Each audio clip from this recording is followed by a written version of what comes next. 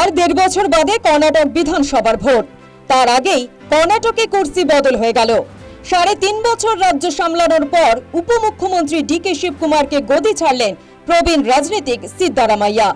গত শনিবার দিল্লিতে কংগ্রেস হাইকমান্ডের সঙ্গে দীর্ঘ বৈঠক হয় সিদ্দা এবং শিবকুমারের। সেই বৈঠকে স্থির হয় সরে দাঁড়াবেন সিদ্দারামাইয়া।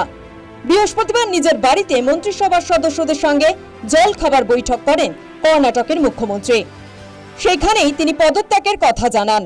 তবে হাইকমান্ডের প্রস্তাবিত রাজ্যসভার সাংসদ পদ নিতে রাজি হননি তিনি।